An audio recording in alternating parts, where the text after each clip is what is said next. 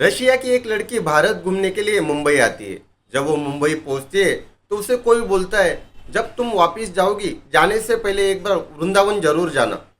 जब वो लड़की वृंदावन पहुंचती है, किसी मंदिर में उसकी मुलाकात एक पुजारी से होती है। जब उनकी बातचीत होती है, कुछ दिन बीत जाते हैं। इसी दौरान पुजारी और वो लड़की के बीच में ऐसा कुछ होता है कि जिसे सुनकर आप हैरान हो जाओगे। अगर आपने अब तक हमारे चैनल भाव की बात को सब्सक्राइब नहीं किया तो प्लीज़ चैनल को सब्सक्राइब कर लीजिए, क्योंकि आपके सब्सक्राइब करने से ही हमें नई वीडियोस बनाने के लिए मोटिवेशन मिलता है। चलिए जानते हैं क्या है ये पूरी सच्ची कहानी। दोस्तों, ये कहानी आपको आगे बताने से पहले राज और यूना के बारे में मुझे बताना काफ़ी आवश्यक है। ये जो राज था, इसकी उम्र करीब 30 साल है और ये वृंदावन का रहने वाला है। और जो ये यूना है, यूना की उम्र करीब 26 साल है और ये रशिया की रहने वाली। राज वृंदावन का रहने वाला था और वृंदावन के ही प्रेम मंदिर में वो फुलार बेचा करता था, प्रसाद बेचा करता था और लोगों को तिलक लगाकर अपने परिवार का गुजारा करता था। और वो उसको बहुत एक अच्छे काम की आदत थी और वो काम था गौ माता की सेवा करना। उसने अपने घर पर काफ़ी गौ माता को पाला हुआ था। वो रोज़ सवेरे उठकर उनको चारा डालना, गोबर निकाला और उनकी देखभाल करना, ये सब उसकी रोज की आदतें थी। उसके बाद वो बचे हुए टाइम में वृंदावन के प्रेम मंदिर आता था और वहाँ पे फूलहार बेचकर और प्रसाद बेचकर अपने परिवार की जरूरतें पूरे करता था। राज का स्वभाव एक धार्मिक किस्म का था। उस समय यूना की उम्र करीब 22 साल थी और यूना अपने परिवार के साथ रशिया में रहती थी। उसके परिवार में उसके माता पिता और यूना रहती थी।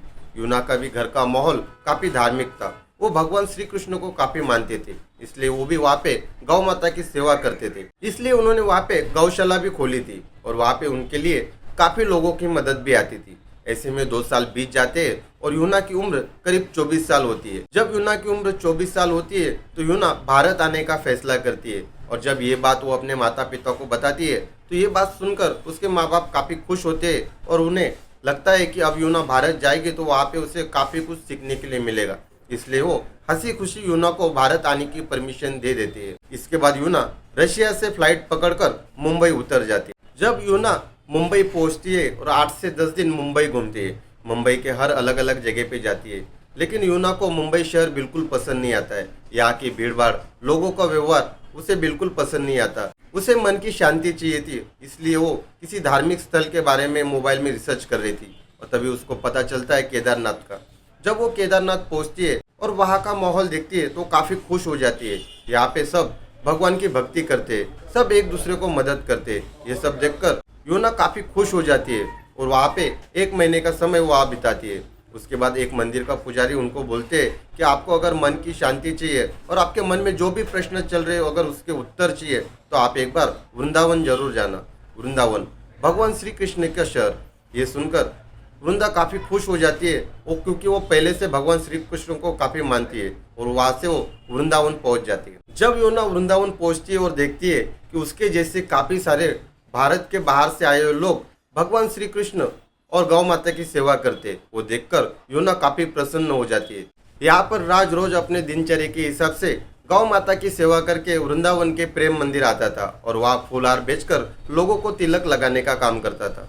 यहीं पर यूना और राज की मुलाकात होती है और वो दोनों के बीच में बातचीत शुरू होती है। लेकिन यूना को हिंदी नहीं आती थी और राज को अंग्रेजी नहीं आती थी, इसके लिए उनको दोनों को बातचीत करने में काफ़ी परेशानी होती थी। उसके बावजूद भी वो एक दूसरे से कैसे न कैसे करके बात करते रहते थे। एक दिन यूना राज के पास आती है और उसे बोलती है कि मुझे हिंदी सीखना है। तब राज यूना को बोलता है, अगर तुम्हें हिंदी सीखना है तुम्हें पूरे टाइम मेरे साथ रहना होगा और मेरे साथ मेरे कामों में हाथ बटाना होगा।